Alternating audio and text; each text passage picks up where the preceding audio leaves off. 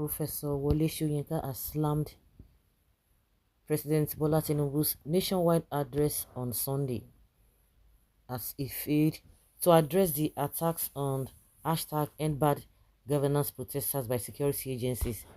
Soyinka made the observation in a statement on Sunday following Tinubu's address to the nation. The #EndBadGovernance governance protest continued on Sunday, marking the fourth day as demonstrators voiced their frustrations over the country's deepening economic hardship, escalating poverty, and ineffective governance. Soyinka said, "I set my alarm o'clock for this morning to ensure that I did not miss President Bola Tinubu's impatiently awaited address to the nation on the current unrest across the nation. His outline of government remedial action since inception aimed at warding off just such an outbreak. We undoubtedly receive expert and sustained attention both for effectiveness and in content analysis. My primary concern, quite predictably, is the continuing deterioration of the state seizure of protest management, an area in which the presidential address fell conspicuously short. Such shortchanging of civic deserving regrettably goes to end the security forces in the exercise of impunity and condemns the nation to a seemingly unbreakable cycle of resentment and reprisals.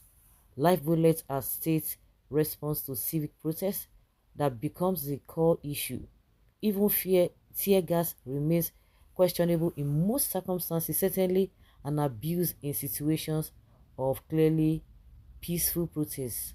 Hunger marches constitutes a universal SOS not peculiar to the Nigerian nation. They belong indeed in a class of their own. Never mind the collateral claims emblazoned on posters.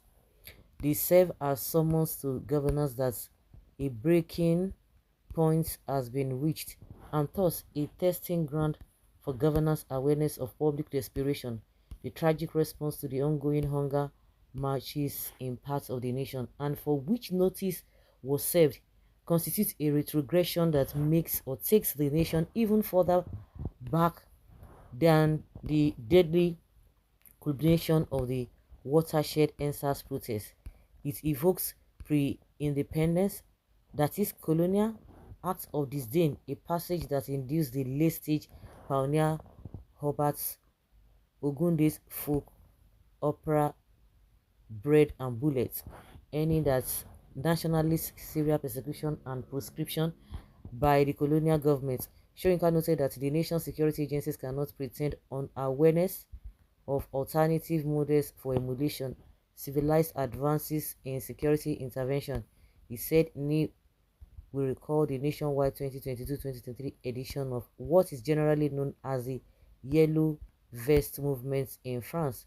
Perhaps it is time to make such scenarios compulsory viewing in policing curriculum. In all of the coverage that I watched, I did not catch one single instance of a gun levied at protesters, much less fired at them, even during direct physical confrontations. The serving of bullets where bread is pleaded is ominous retrogression, and we know what that eventually proves: a prelude to far more desperate upheavals, not excluding revolutions. The time is long overdue, surely, to abandon permanently the anachronistic resort to leather means by the security agencies of governance. No nation is so underdeveloped, materially impoverished, or simply internally insecure as to lack of will to get an example. All it takes is to recall its own history, then exercise the will to commence a lasting transformation, inserting a break in the chain of leader responses against civic society. Today's marchers may wish to consider adopting the key songs of Hubert Ogunde's Bread and Bullets, if only to inculcate a sense of shame in the continuing failure to transcend the lure of colonial inheritance, where we all were at the receiving end. One way or the other, the vicious cycle must be broken. This man, I got it. You know, I don't even know what they did. Tell and say they speak some kind English. All they say 1968 say English. We know just align with the present day situation. You are talking about the people who were shot that he never mention of them. What about the demands of the people? Did he mention the demands? Did he even talk about any um or the demands of the people? You are just trying to leave the, you just took one out of context and begin to roll that in. Pretender of the century, behind he is supporting a skillsman. The president has done the right thing. It is left for the citizens to do their own part. The president has called for a dialogue, and so let Soyinka go to Abuja and express his opinion. The window is open. Even the leaders of the protest, it is time for you to come forward and tender your demand and give him a time frame to comply. Not time to comply. For the first time, he criticized Tinubu, his friend. Finally, the man that died in Soyinka is coming back to life. Cultism man trying to save his face after we Igbos have rejected him and his clueless film.